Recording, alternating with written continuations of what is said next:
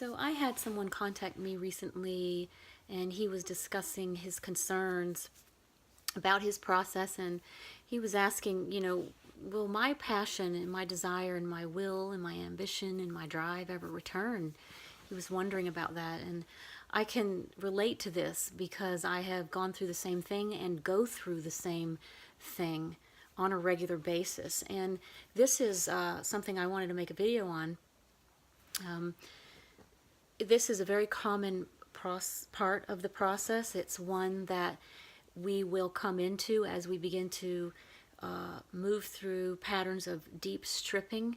If you think about your drive and your ambition and your passion and your will, this is a big part of your identity. This is a big part of who you thought you were. Why do you do things? Why did you do things? Why do you get up and go to work? What kind of career did you choose? All of this is your identity.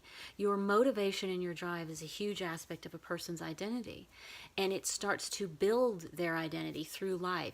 So when this begins to fade away or diminish or even fall away completely, it can be disorienting for the person, because essentially it's a big chunk or a big aspect of their identity just is gone. And so without the passion, without the drive, who am I?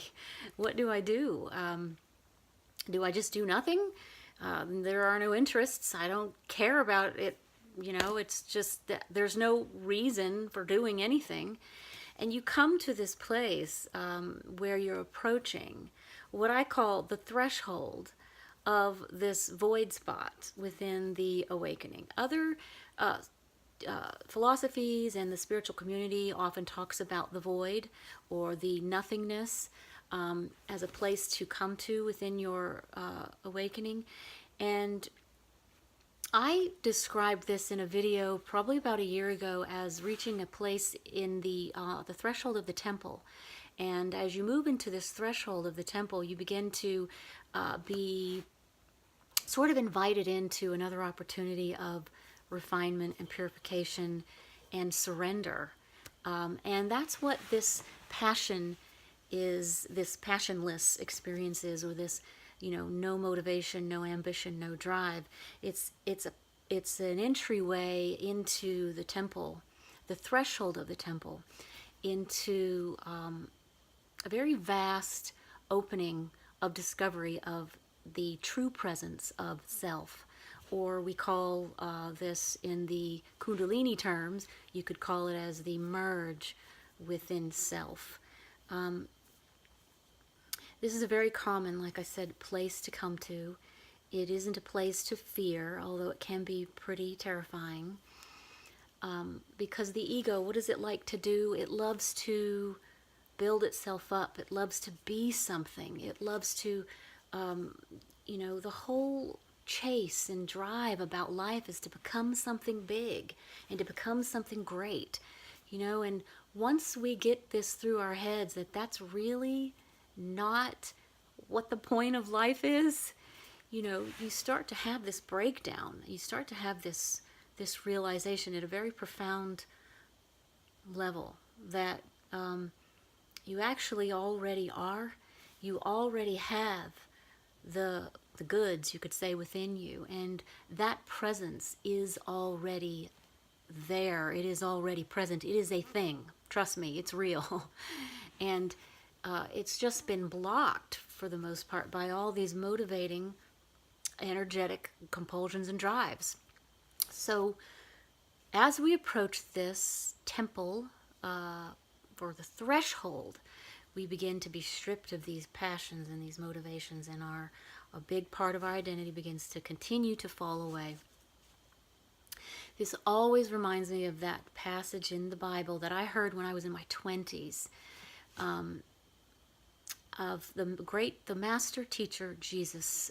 He was saying that it's easier for a camel to move through the needle's eye than it is for a rich man to enter into the kingdom of heaven. Now,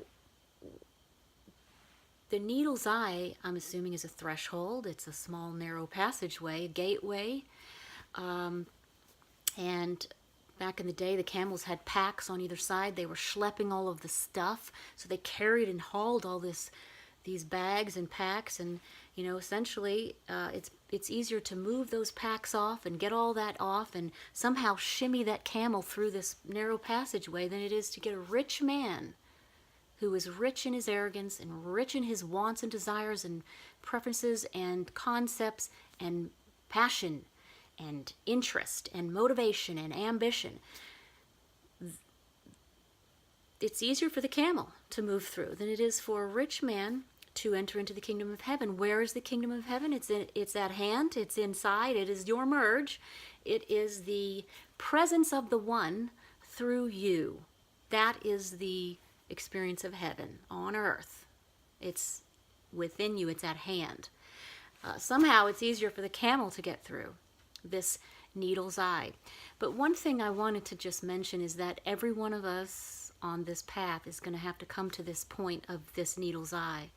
And every one of us is going to have to strip down to basic nothingness and feel that real, in a real deep way in order to move through that needle's eye. There's no getting around it. You can't take the things that you've sort of built up about yourself with you. It's a stare down. It's a stare down of self. It's a moment where you know the truth, and you know that where you've been a fraud, and you know where you've played the game so much in your life of the ego bolstering itself up and trying to make it this and trying to be this and that. When that starts to drop away within you, and you can move through this passageway and enter into the kingdom of heaven, enter into the merge, enter into the aspects of receiving yourself. So, to answer his question, will the passion ever return? Will the drive ever come back? And just one more thing, a lot of times what accompanies this is a complete release of energy. You don't have any physical energy to go after these things anymore, even if you wanted to. You don't have any creativity anymore. Maybe that drops away. So he was asking, is the passion ever going to come back, Brooke? Like, what's going on? And the answer is yes, it will come, but the drive will come back, the interest will come back, but it won't come back in the same old ways. In other words, you are no longer going to be, if you stay honest, motivated by the same selfish desires and motivations and ambitions. And you will be more inclined and compelled to be motivated in coordination with the presence of the one. And so the things that you do will be based on that compulsion. And then there will be passion with that, and a lot of drive and a lot of interest to create. But it will be very different than in the old ways in which you created and the old ways in which you were driven or motivated. So I hope I articulated this well enough. I always have that concern at the end of these videos. I hope you all are having a great day and you are staying strong within this, and I will speak to you on the next video.